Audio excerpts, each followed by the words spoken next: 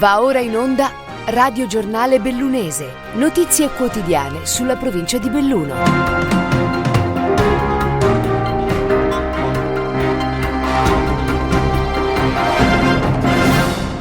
Benvenuti a un nuovo appuntamento con il Radio Giornale Bellunese, questi fatti che affronteremo nell'edizione di oggi di mercoledì 30 marzo 2022. Sono in via di spegnimento gli incendi che da oltre una settimana stanno interessando il Longaronese.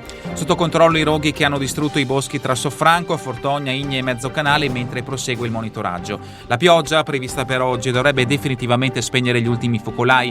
Resta ancora chiusa tuttavia la strada provinciale 251 della Val di Zoldo e Valcellina, riprende invece la circolazione dei treni sulla linea Belluno-Calazzo. Rientrato anche l'allarme probabilità dell'acqua servita dall'acquedotto di Rio Frari, le analisi attestano un sensibile miglioramento dei parametri, motivo per cui, comunicavano ieri l'USL Dolomiti Arpa, vengono meno le limitazioni d'uso al consumo umano. Un altro incendio tuttavia si è innescato ieri a Sospirolo, in fiamme un fienile e una casa rurale nella frazione di Campaz, con i vigili del fuoco impegnati tutto il pomeriggio nelle operazioni di spegnimento e bonifica. Fortunatamente nessuna persona è rimasta ferita e i residenti sono riusciti a mettersi in salvo e ad allertare i soccorsi.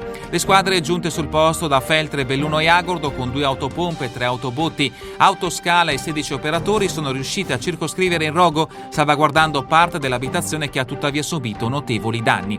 Al vaglio dei tecnici le cause di quanto accaduto. Denunciato per violenza sessuale aggravata un 47enne all'epoca dei fatti residente nel Feltrino, la vittima sarebbe la figlia tredicenne e le indagini sono partite da una confidenza fatta dalla minorenne al cugino. Ieri in tribunale a Belluno era prevista l'udienza preliminare rinviata in quanto il presunto autore del reato risulta irreperibile.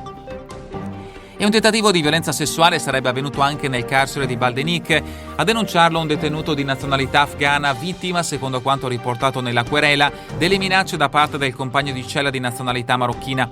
In un'occasione l'imputato avrebbe puntato alla gola dell'altro uomo una forchetta cercando poi di sfilargli i pantaloni. Necessario l'intervento degli agenti di polizia penitenziaria.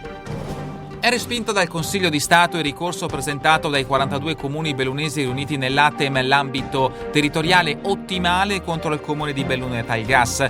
La vicenda è quella relativa alla gara per l'affidamento della rete di distribuzione del gas in provincia di Belluno. Gara vinta da Italgas in cui il comune capoluogo era stazione appaltante.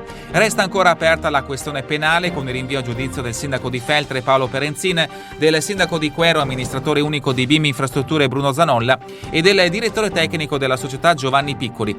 I 3 sono accusati di turbativa d'asta per aver cercato di bloccare la gara, anche esercitando pressioni sulla dirigente del comune di Belluno, responsabile del procedimento.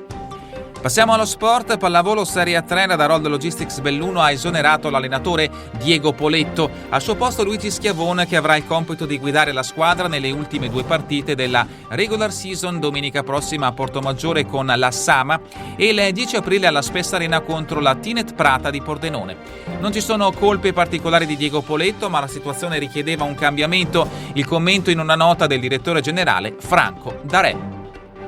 Calcio Serie D, di scena oggi la Dolomiti Bellunesi impegnata nel turno infrasettimanale di campionato, trasferta nel Veronese per affrontare l'Ambrosiana, 16esima in classifica, con 20 punti in meno rispetto alla Dolomiti, fischio d'inizio alle ore 15. E sempre per quanto riguarda il calcio, in campo questa sera alle 20:30 anche il Longarone Alpina per la semifinale di andata della Coppa Veneto di prima categoria. Ospiti allo stadio di Longarone i trevigiani del paese che in campionato occupano il primo posto nel girone L. La gara di ritorno è in programma sabato 16 aprile. È davvero tutto per questa edizione del Radio Giornale Bellunese. Vi ricordo che le notizie sono tratte dai quotidiani newsinquota.it, il Gazzettino di Belluno, il Corriere delle Alpi e dal sito del settimanale L'Amico del Popolo. A voi tutti un buon proseguimento di giornata, in compagnia come sempre di Radio ABM, la web radio dell'Associazione Bellunesi nel Mondo.